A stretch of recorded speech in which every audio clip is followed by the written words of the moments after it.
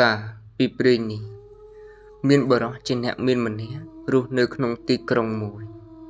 គាត់ជាម្នាក់ក្នុងចំណោមអ្នកមានបំផុតនៅក្នុងទីក្រុងរបស់គាត់ប៉ុន្តែភ្លាមនោះអាជីវកម្មរបស់គាត់បានខាតបង់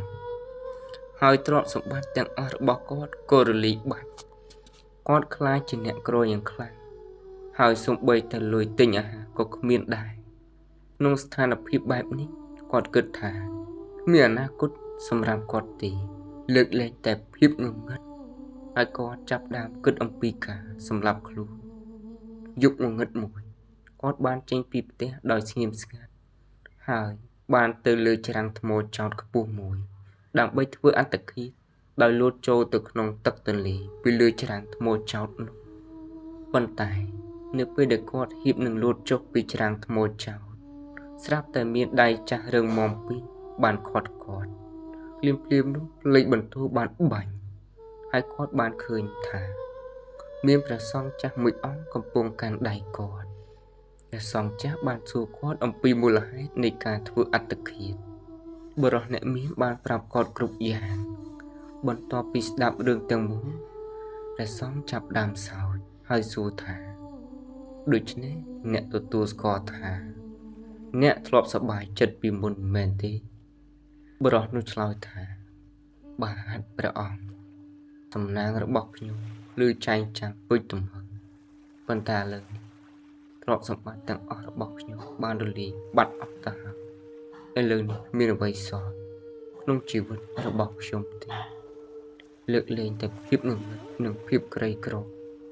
ព្រះសង្ឃចាស់ញញឹមហើយមានបន្ទូលថាឯមើលពិភពលោកនេះចុះមានថ្ងៃមានយប់នៅពេលដែលថ្ងៃមិនស្ថិតស្ថេរតើយប់នឹងស្ថិតស្ថេរយ៉ាងដូចម្តេចមានអ្វីស្ថិតស្ថេរជារៀងរហូតទេការផ្លាស់ប្ដូរគឺជាច្បាប់នៃធម្មជាតិប្រសិនបើថ្ងៃណាល្អមិនស្ថិតស្ថេរជារៀងរហូតទេនោះថ្ងៃអាក្រក់ក៏មិនស្ថិតស្ថេរជារៀងរហូតដែរអ្នកណាដែលដឹងការពិតនេះគេនឹងមិនសប្បាយចិត្តក្នុងពេលសប្បាយឬសោកសៅក្នុងពេលសោកសៅទេជីវិតរបស់គេនឹងคล้ายដូចជាថ្មដែលមិនរង្គោះរង្គើដែលនៅដដែលទាំងភ្លៀងនិងពេលក្តៅដូច្នេះកុំបាក់ទឹកចិត្តហើយព្យាយាមម្ដងទៀតពីការចាប់ផ្ដើមសារជាថ្មីពេលវេលានេះទុកព្រួយនឹងបញ្ចប់យ៉ាងពិតប្រាកដដាក់ពាក្យទាំងនេះរបស់ព្រះសង្ឃបុរសនោះបានក្រាបថ្វាយបង្គំព្រះអង្គ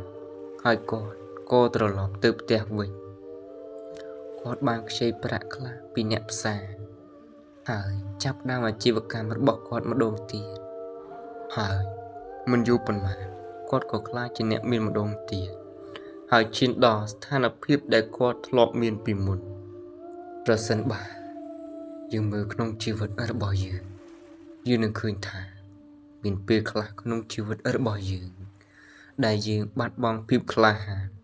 ហើយយើងឃើញភាពងងឹតគ្រប់ទីកន្លែងហើយបន្ទាប់មកមានការខកចិត្តហើយធ្វើការសម្រេចចិត្តខុសដូចជាការធ្វើអត្តឃាតប៉ុន្តែយើងមិនគួរភ្លេចថាពេលវេលាមិនដែលនៅដដែលនោះទេ